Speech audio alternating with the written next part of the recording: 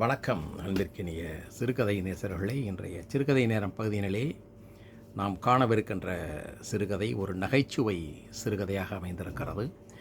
பாக்யம் ராமசாமி என்கின்ற அந்த எழுத்தாளர் ஒரு காலகட்டத்திலே ஏராளமாக அப்புசாமி, சீதா பாட்டி இவர்களை முக்கிய பாத்திரங்களாக கொண்டு ஏராளமான நகைச்சுவை கதைகளை எழுதி குவித்தார். அந்த ஒரு கதைகளிலே ஒன்றாக அமைந்திருக்கிறது மஞ்சள் பிசாசே கொஞ்சம் நில். பாக்யம் ராமசாமி அவர்கள் எழுதிய கதை. நேரடியாக நாம் கதைக்குள் செல்வோம் நேயர்களை. அப்புசாமி சுற்றமுற்றும் ஒரு தரம் பார்த்தார், 3 தரம் பார்த்தார். மனைவி சீதாலட்சுமியின் குரட்டை ஒளி உள்ளிருந்து வந்தது. அப்பாடா நல்ல காலம் என்று நினைத்து கொண்டு பொடிக்கடையை நோக்கி விரைந்தார். பொடிக்கடை கதவுகள் ஐயோ அடைத்து கூட இல்லை. அப்புசாமிக்கு உயிர் வந்தது. சொர்க்கத்தின் கதவுகள் அப்பொழுதுதான் மெதுவே அடைக்கப்பட்டு கொண்டிருந்தன. இதோ கடைசி பலகை சிப்பந்தி போடப் போகிறான். அனார்களியின் சமாதியை அடைந்த கடைசி செங்கல்லை தடுக்க அக்பரின் மகன் ஓடிய ஓட்டத்தைப் போல 10 மடங்கு வேகத்துடன் அப்புசாமி ஓடி பொடி என்றார். மூக்குப்பொடி கடையின் கடைசி பலகை விழுமுன் கடைக்குள் தன்னை ஆஜர்படுத்தி கொண்டார். ஓ, பெரிய டப்பா பொடிங்களா, இந்த தர்றங்க என்று மீண்டும் கடை திறந்து கடைக்காரர் ஒரு டப்பா தந்தார். லூஸ் பொடி கொஞ்சம் அங்கே இருந்து ஜாடியிலிருந்து எடுத்து தற்காலிகமாக என்று உரிந்து தற்காலிக சாந்தி செய்து கொண்டார். சஞ்சீவி பர்வதம் கையில் கிடைத்த மகிழ்ச்சியுடன் டப்பாவும் கையுமாக வீட்டுக்குள் நுழைந்தார் அப்புசாமி. அப்பாடா, சீதாலட்சுமி இன்னும் எந்திரிக்கலை, ஆனால் லேசாக புரண்டு படுத்தாள். அப்புசாமி ஜிகினா காகிதம் சுற்றிய அந்த இனிய சுகந்த இத்தியாதி பொடியை அலமாரியில் வைத்து அழகு பார்த்தார். கையில் எடுத்து குழந்தையை கொஞ்சுவது போல் பார்த்தார். தூரத்தில் வைத்து ரசித்தார். டப்பாவை பிரிக்காமலேயே உச்சி முகர்ந்து மகிழ்ந்தார். ஒரு வாய் வெற்றிலை சீவல் போட்டுக்கொண்டு நாற்காலியில் அமைதியாக உட்கார்ந்து மேஜை மீது இருந்த பொடி டப்பாவை பார்த்து மகிழ்ந்தார். அப்புசாமிக்கு பொடிதான் உயிர் என்றாலும் வெற்றிலை செல்லமும் எப்பொழுதும் கையில் இருக்கும். 1/4 மணிக்கு ஒரு தரம் வெற்றிலை போடுவார். 5 நிமிடத்துக்கு ஒரு தரம் பொடி போடுவார். மூக்கு தன் அடுத்த தவணையை ஞாபகப்படுத்தியது. அப்புசாமி ஜிகினா காகிதத்தை மெதுவே உரித்தார். டப்பாவின் இருகலான அந்த மூடியை திறந்தார். ஒரு சிட்டிகை எடுத்து மூக்கருகே கொண்டு சென்றார். மிஸ்ஸஸ் அப்புசாமியின் கிழக்கரம் அவர் கையை தடுத்து ஆட்கொண்டு பொடியை தட்டிவிட்டது. ஷூ, என் மஞ்ச பிசாசு, நீ சும்மா இருக்க மாட்டியா என்று அப்புசாமி மனைவியை கோபித்து கொண்டார். சீசன் மாம்பழம் போல் மஞ்சேர் என்று திருமதி அப்புசாமி விளங்கினார். மிஸ்ஸஸ் அப்புசாமி எல்லோரும் சுமங்கலி பாட்டி என்று தான் கூப்பிடுவார்கள். இயற்பெயர் சீதாலட்சுமி. 72 வயதாகியும் கணவனை இழக்காமல் சுமங்கலியாக இருக்கிறோமே என்பதில் சீதாலட்சுமி பாட்டிக்கு ஏகப்பட்ட பெருமை. தினமும் குளிக்கும் பொழுது அரை வீசை மஞ்சள் கிழங்கை தேய்த்து தீர்த்து விடுவாள். அப்புசாமிக்கு ஒரு சந்தேகம். ஒரு கால் குளிக்கும் அறைக்குள் உட்கார்ந்து கொண்டு மஞ்சள் கிழங்கை தின்கிறாளோ என்று. அது போதாதென்று ட்ரெஸ்ஸிங் மேஜை முன் ஒரு டாய்லெட் பவுடர் டப்பாவில் மஞ்சள் தூள் இருக்கும். சீதாலட்சுமி பாட்டி முகப்பவுடருக்கு பதில் மஞ்சள் பவுடரைத்தான் உபயோகிப்பாள். இப்படியாக எல்லா வகையிலும் தன் சுமங்கல்யத்தை பற்றி பெருமைப்பட்டு சந்தோஷப்படும் இந்த சீதா பாட்டி, சுமங்கலனான அப்புசாமி உனக்கென்ன பெருமை வாழ்கிறது, நான் சாகாமல் இருக்கிறேன், அதற்காக நானல்லவோ பெருமைப்பட வேண்டும் என்று கொக்கரிப்பார். சீதா பாட்டி அப்புசாமியின் பதுக்கப்பட்ட பொடிமட்டையை பறித்து கொண்டு, உங்கள் மனசில் என்ன எண்ணம், பொடி போடக்கூடாதுன்னு ஹவு மெனி டைம்ஸ் உங்களுக்கு நான் வார்ன் பண்ணுறது என்றாள். பாட்டிக்கு தங்குதடையின்றி இங்கிலீஷ் வராவிட்டாலும் இங்கும் அங்குமாக நல்ல சங்கீதத்திலே அபஸ்வரம் தலை காட்டுவது போல் ஆங்கில வார்த்தைகள் வந்து குறுக்கே விழும். ரீடர்ஸ் டைஜஸ்டில் வந்த கட்டுரை ஒன்றை பாட்டி சில காலத்துக்கு முன் படித்தாள். அப்புசாமியினுடைய பாடு திண்டாட்டமாகி போய்விட்டது. புகையிலையை எந்த விதத்தில் உபயோகித்தாலும் அது இருதயத்தை பலவீனப்படுத்துகிறது என்று அதில் ஒரு கட்டுரை கூறியிருந்தது. நீ பொடி போட்டால் உனக்கு அதோட அருமை தெரியும் என்று முணுமுணுத்தார் அப்புசாமி. நான் தான் உனக்கு தாலி கட்டிட்டு அவதிப்படுறேன், என் மூக்குமா உனக்கு வாழ்க்கப்பட்டுச்சுது. சீதா பாட்டி பொடி டப்பாவை மாடியில் இருந்தவாறே எதிரே இருந்த மைதானத்தை நோக்கி வீசிவிட்டாள். அப்புசாமி அடுத்த நிமிடம் மாடியிலிருந்து தடதடவென்று இறங்கினார். வழிமறித்த சீதா பாட்டி, எங்கே போகிறீங்க இப்போ, மைதானத்துக்கு ஓடுகிறீர்களோ? நான் வீசி போட்டதை தூக்கி வர மண்ணில் எல்லாம் கொட்டி போயிருக்கும் என்றாள். பூவுடன் சேர்ந்த நாரும் மணப்பெறும், பொடியுடன் சேர்ந்த மண்ணும் மணப்பெறும். அந்த மைதானத்து மண்ணையாவது ஒரு சிட்டிகை போட்டுக்கொள்ளாவிட்டால் 2 நிமிடத்தில் எனக்கு பைத்தியம் பிடித்துவிடும் என்று அப்புசாமி மைதானத்துக்கு மண்ணை தழுவ ஓடினார். சீதா பாட்டி, ஐயோ கிணறு வெட்ட பூதம் கிளம்பிடுச்சே, இந்த மனுஷன் மண்ணையே எடுத்து மூக்கில் போட்டாலும் போட்டுக்குவார, அது உயிர் என்னத்துக்காகவும்? அசல் பொடியே போட்டுக்கிட்டு இருந்த மனுஷன் மண்ணோட கலந்து அதை போட்டு பார்த்துட்டு இது நல்லா இருக்குன்னு இதே திரும்ப போட ஆரம்பிச்சிட்டாருன்னா என்ன பண்ணுறது என்று பின்னாலேயே ஓடினாள். மைதானத்தை அடைந்த அப்புசாமியிடம் பின்தொடர்ந்து வந்த சீதா பாட்டி, அதோ அதோ அந்த மாட்டை பாருங்கள், நான் போட்ட அந்த பொடி டப்பாவை என்னமோ எதுன்னு ஆசைப்பட்டு முழுங்கிடுச்சு, அங்கே பாருங்கள் அவதிப்பட்டுக்கிட்டு இருக்கு என்று காட்டினாள். சிறிது தூரத்திலே ஒரு தெருப்பொறுக்கி மாடு அச்சு அச்சு என்று துள்ளி துள்ளி சுமார் 20 தும்மல் போட்டுவிட்டு மடையில் என்று தலையில் விழுந்து விட்டது. பார்த்தீங்களா அந்த கோரக்காட்சியை, இனிமையா திருந்துங்க என்று அப்புசாமியின் கரதலம் பற்றி கரகரவென்று வீட்டுக்கு எடுத்து வந்தாள். கண்டவன் எழுதுனதை நம்பி நீ எனக்கு தடை போடலாமா? உன்னோட அறியாமையை ஆதாரபூர்வமாக அகற்றுவதற்கு நான் இப்பொழுதே கிளம்புகிறேன் என்று சீதா பாட்டியிடம் கூறிவிட்டு அவர் கிளம்பினார். என்னது இக்னரன்ஸா? சந்தேகம் என்ன? உனக்கு தெரியும், ஒவ்வொரு நாட்டுக்கும் ஒரு நாகரிகம் இருக்கிற மாதிரி ஒவ்வொரு சீதோஷ்ண ஸ்திதிக்கும் தகுந்த மாதிரி ஆரோக்கியமும் உடல்நிலையும் மாறுபடுதுன்னு. ஆரோக்கியத்துக்கு தகுந்தபடி டாக்டர் யோசனை சொல்கிறாங்க.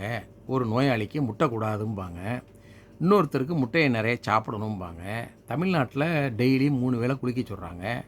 எஸ்கிமோட்டை போய் இதையே கட்டாயப்படுத்தினா அது முட்டாள்தனம் இல்லையா? I can't catch you. நீங்கள் என்ன சொல்ல வரீங்க? ஏதோ ரீசனபிளாக பேசுகிற மாதிரி நடிக்கிறீங்க. பாத்தியா, நீ இப்படி அவசர முடிவுக்கு வந்துடுவேன்னு தான் நான் ஆதாரத்தை தேடிட்டு வர புறப்பட்டுக்கிட்டு இருக்கேன். மேல்நாட்டு பத்திரிகை ஆதாரம் காட்டி உன் கட்சியை நீ சொன்ன. நம்ம தமிழ்நாட்டு டாக்டர் எழுதியிருக்கிற ஒரு கட்டுரையை கொண்டு வந்து நான் உனக்கு காட்டுறேன் பாரு. பொடி போடுறதுல என்னென்னலாம் நன்மைகள் இருக்குதுன்னு சொல்லி அது போடாட்டினா என்னென்ன மாதிரியான விளைவுகள் இருக்குங்கிறத பற்றி க்ளீனாக ஒருத்தர் எழுதியிருக்கார். ஆடித்தரமாக பேராக எழுதியிருக்கார். சஞ்சாரின்னு ஒரு மாத பத்திரிகையில் வந்திருக்கு கட்டுரையாக. அந்த எந்த இஷ்யூன்னு எனக்கு ஞாபகம் இல்லை. நேராக இப்போ போய் மூர் மார்க்கெட்டில் போய் அதை வாங்கிட்டு தான் வரப்போகிறேன். பொடிங்கிறது எனக்கு திறனை மாத்திரம். நான் பொடியை என்ன பொண்டாட்டியே கூட துறக்கிறதுக்கு தயார். ஆனால் நீ இப்படி அறியாமை காரணமாக நம்ம வழிவழியாக வந்த நம்ம முன்னோரினுடைய ஞானத்தை பழிப்பதை நான் சகிக்க மாட்டேன். வருவதற்கு சிறிது நேரமானாலும் கவலைப்படாதே, பத்திரமா போயிட்டு ஆதாரத்தோடு வந்து சேர்றேன் என்று அப்புசாமி வாக்கிங் ஸ்டிக்கையும் வெற்றிலை செல்லத்தையும் எடுத்துக்கொண்டு விறுவிறுவென்று நடக்க தொடங்கிவிட்டார்.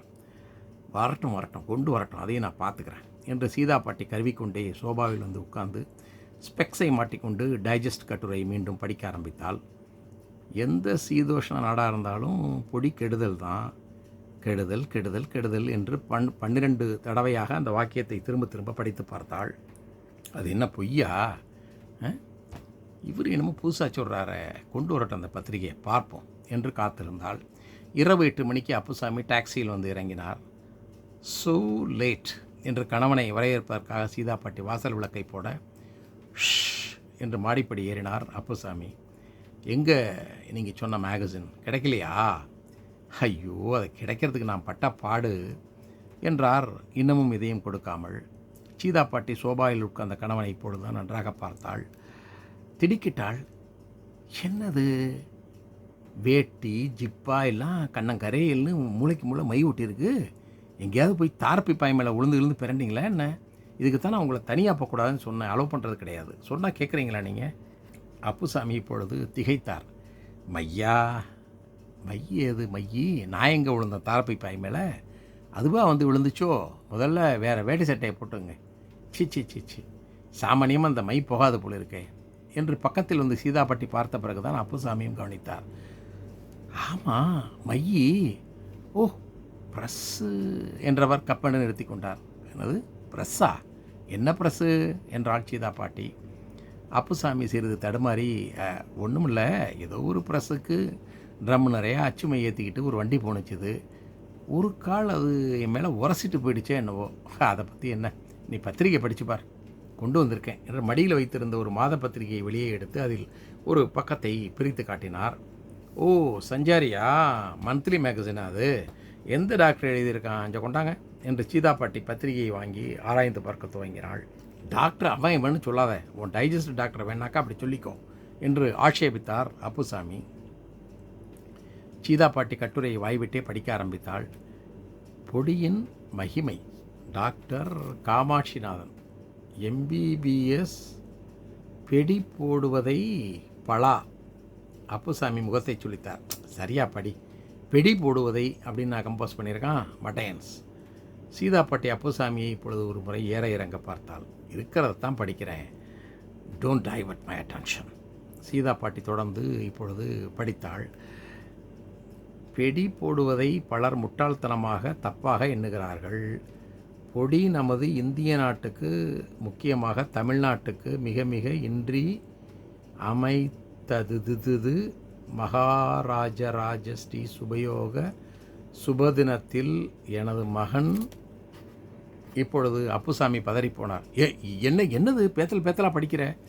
சீதாப்பாட்டி ஒரு முறை முறைத்துவிட்டு மீண்டும் தொடர்ந்தாள். முக்கியமானது, அது மூளையை சுறுசுறுப்பாக்குகிறது. பொடி போடுவதால் ஆயுள் நீடிக்கிறது, ஜலதோகம் பிடிக்காது. போட்டி கிழவர்கள் போடி போடாதா கிழவர்களை விட நீண்ட நாள் வாழ்கினார்கள். இது மிக உண்மை. இதை தெரியாதவர்கள் சொல்லும் வார்த்தையோ, சில மேல்நாட்டுக்காரர்கள் பத்திரிகைகள் ஊழறுவதை நாம் செவி மடிக்க வேண்டியதில்லை. நாசமா போவ. அப்புசாமி தலையாக அடித்து கொண்டார். சீதாப்பாட்டி அந்த பத்திரிகையை மேலும் சிறிது புரட்டிவிட்டு தூக்கி எறிந்தாள். டெரபிள். என் கண்ணே வலிக்க ஆரம்பிச்சிருச்சு. ஒரே ஒரு பேராகிராஃப் படிக்கங்காட்டியும் நான்சென்ஸ். எவ்வளோ பிரிண்டிங் மிஸ்டேக்கா! நான் அந்த படித்த ஒரு பக்கத்திலே இவ்வளோ மிஸ்டேக்ஸ் இருக்குது. அப்புசாமிக்கு கால்கள் கைகள் நெஞ்சுகள் லேசாக நடுங்கி வியர்க்க தொடங்கின. ஐயோ, கண்டுபிடிச்சிட்டாலோ! நாசமாக போகிற அந்த குஜிலி பிரஸ்காரன் அப்போவே சொன்னான், அவசரப்படுத்துனீங்கன்னா தப்பு தவறு வந்துடும்னா. அப்புறம் நான் பொறுப்பு இல்லைன்னு. ஆனால் அதுக்காக இப்படியா எழுதுவான் அவன்? கன்றாயி. இதை கல்யாண பத்திரிகை மேட்டரெல்லாம் கலந்துல ஒரு பக்கம் அடித்து வச்சுருக்கான் அவசரத்தில். இந்த வரைக்கும் பசை போட்டு இந்த தனி காகிதத்தை ஒட்டாமல் பின்ன கருவி சொருகி விட்ருக்கான். தொலைஞ்சு போகிறான். நானாவது ப்ரூஃபை கொஞ்சம் படித்து தொலைச்சிருக்கலாம். அச்சாபீஸில் விளக்கு வெளிச்சம் வர இல்லை, எனக்கும் கண்ணு தெரியாது, எல்லாம் சோதனை. கடவுளே, அவளுக்கு மந்த புத்தியை கொடு. அவள் என்னோடய மோசடியை தெரிஞ்சிக்காமல் இருக்கணும், என்னோடய மூக்கு புழைக்கணும் என்று மனதுக்குள் அப்புசாமி பதறினார். சீதாப்பாட்டி இப்பொழுது சொன்னாள், முதல் வேளையாக அந்த டாக்டர் நாளை காலையில் நம்ம மீட் பண்ணுறோம், ஓகே? நானே நேரில் போய் அவர்கிட்ட கேட்குறேன். I doubt is authenticity. அடா, எதுக்கு வீண் சிரமம்? ஒரு டாக்டரை அப்படிலாம் கேட்குறது தப்பு, நாகரிக குறைச்சல் என்று அப்புசாமி வீணாக அணைபட முயன்றார். படுக்கையில் படுத்தபடி அப்புசாமி தவித்தார். முந்த்ரா ஊழலை விட கேவலமான ஓர் ஊழலில் பாட்டிக்கொண்டு தவித்தார். நடுராத்திரி. அப்புசாமி மெதுவே மாடியிலிருந்து இறங்கினார். இரவு 12 மணிக்கு நழுவிய அப்புசாமி 1 மணி நேரம் கழித்து வந்து ஓசைப்படாமல் படுத்து கொண்டார். மறுநாள் மாலையிலே சீதாப்பாட்டி அப்புசாமியை அழைத்து கொண்டு டாக்டர் வீட்டை அடைந்தாள். டாக்டர் காமாட்சிநாதன் பொறுமையாக எல்லா திட்டுக்களையும் வாங்கி கொண்டு, பிறகு, என்னோட கருத்து தவறுன்னு நீங்கள் சொன்ன மாதிரியே பலரும் தெரிவிச்சிருக்காங்க. நான் அமெரிக்காவுக்கு என்னோடய ப்ரொஃபஸருக்கு இதை பற்றி எழுதியிருக்கேன், பதில் வரணும் என்றார். அது வரைக்கும் என்றாள் சீதாப்பாட்டி. அவர் இதுக்குள்ளே அரட்டன் பொடியை மூக்கில் உறிஞ்சிருவார. இப்பொழுது டாக்டர் அப்புசாமியை பார்த்து, நீங்கள் உங்களை நான் செக் பண்ணணும், சோதனை ரூமுக்கு வாங்க, உங்கள் தேக நிலையை நான் பரிசோதிச்சுட்டு உங்களுக்கு பொடி நல்லதாக கெட்டதான்னு பார்க்குறேன் என்று அழைத்து கொண்டு தனி அறைக்கு போனார். சோதனை அறை கதவை தாளிட்டு கொண்டதும் அப்புசாமி டாக்டரின் இரு கைகளையும் பற்றி கொண்டு, டாக்டர் டாக்டர், நேற்று ராத்திரியில் வந்து கெஞ்சி கேட்டுக்கிட்டதுக்காக என்னை காப்பாற்றினீங்க, உங்களுக்கு எப்படி நன்றியும் ஃபீஸும் கொடுக்க போகிறேன்னு தெரியல. டாக்டர் காமாட்சிநாதன், அதெல்லாம் சரி, நீ பெஞ்சில் ஏறி படியா என்றார். சோதனை பண்ணணும். இப்பொழுது அப்புசாமி நடுங்கி போனார். ஐயோ பாவி மனுஷா, நடுராத்திரியில் வந்து உண்மையை சொல்லி கேட்டுக்கிட்டதுக்கு இதுதான் பலனா என்று எண்ணிக்கொண்டார். 1 மணி நேரம் டாக்டர் காமாட்சிநாதன் சோதனைகள் நடத்தி முடித்துவிட்டு வெளியே வந்தார் அப்புசாமியுடன். என்ன doctor, I am very anxious என்றாள். டாக்டர் காமாட்சிநாதன் அப்புசாமி பக்கம் திரும்பி, மிஸ்டர் அப்புசாமி, நீங்கள் என்னமே பொடி போடக்கூடாது, அது மகா கெடுதல், உங்கள் உடம்புக்கு நல்லது கிடையாது. அதோட வெத்தலை பாக்கும் போடக்கூடாது. வெத்தலையை மெல்லாமல் இடித்து போட்டுக்கிட்டு இருக்கீங்க, அது சரியாக டைஜஷன் ஆகாமல் உங்களுக்கு வயிற்று கோளாறு வர்றதுக்கு சான்ஸ் இருக்குது. சீதாப்பாட்டி, டாக்டர், உங்கள்கிட்ட வந்தது எவ்வளோ நல்லதாக போச்சு, my god, you save my husband என்று தாலியை எடுத்து கண்ணில் ஒற்றி கொண்டவள் மறு நிமிடம் கையில் இருந்த ஓலை வெற்றிலை செல்லத்தையும் அப்புசாமியின் கையிலிருந்து பிடுங்கி வெளியே வீசி எறிந்தாள். அப்புசாமி ஆத்திரத்துடன் மனைவியை பார்த்தார். நான் உன்னை கவனிச்சுக்கிறேன் இரு என்றது அந்த பார்வை என்பதோடு இந்த கதை நிறைவு பெறுகிறது. என்ன நண்பர்களே, இந்த கதையை உங்களுக்கு பிடித்திருக்கிறதா? மீண்டும் நல்லதொரு கதையோடு உங்களை சந்திக்கிறேன். நன்றி, வணக்கம். வெல்க தமிழ், வாழ்க வளமுடன்.